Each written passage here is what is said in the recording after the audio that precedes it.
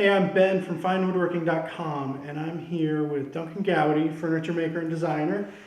And we've got these little finger joint pieces right here. This is a starting of an L-tenon joint for casework that I do. I finger joint the ends and then over some processes get to this L-tenon, which will go in the mortise sections. I learned about these from my teacher, Wendy Mariama, who was at San Diego State, and she actually learned them from Gail Friedel since they had been to school together at RIT, Okay. So they know each other. But I use this joint because I don't like to see any visible joinery around the casework. Sometimes I feel it's a little distracting to see something. Plus, if I decide to carve the surface, it gives me an unobstructed surface to work from. So you could continue your carvings around? Carving all the way around. I just have to make sure that the joint was the correct depth that I wouldn't be going into. So I see these long lengths of stock line around here. This is a piece of maple and a piece of poplar. Does it matter what kind of wood you use? I typically use whatever material I'm using for the casework. Okay. So if it's poplar, I keep with poplar, mahogany.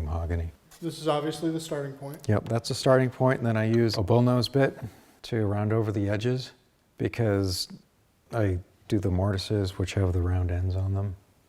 So I'll do a test piece and then make sure it fits. Once it's in tolerance, I can chop them to about 4-inch lengths. Why 4 inches? So I can handle it easily on the finger joint jig. Oh, okay, without getting your fingers too close to the blade. Yes, okay. And also for when I'm assembling, once the joint is done, I put glue in there and then I just use a plastic drafting triangle, square it up, and then once it's square, I just place it down and let it sit. So the 4-inch legs give you a much longer reference surface. Correct. To make sure it's square. Yep, if you had the little one. Because if these aren't square, your case is not going to wind up square. No, or it wouldn't go together as well. It won't go together all the way. Correct. Ah, okay.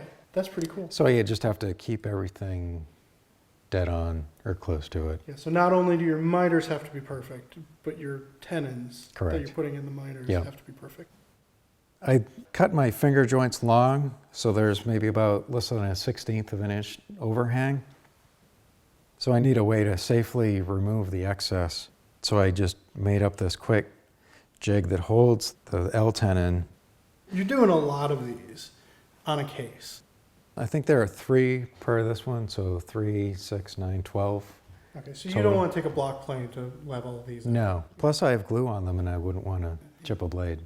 So I just have it in this jig and then use a flush trim bit with the bearing right there, and it just rides off that reference, and then flip it over and get the other side and flush trim it. If it's not totally done, I can just take it to my belt sander over there and not even turning it on and just knock the edges off.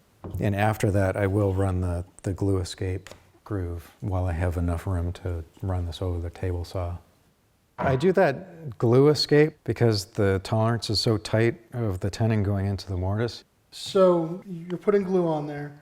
As you're putting it in there, the glue's got to have somewhere to go. So that groove just gives it enough room. Because the last thing you want is something seizing up on you when you're putting a casework together. Well, it's an incredibly creative way of having rock solid joinery. Yeah.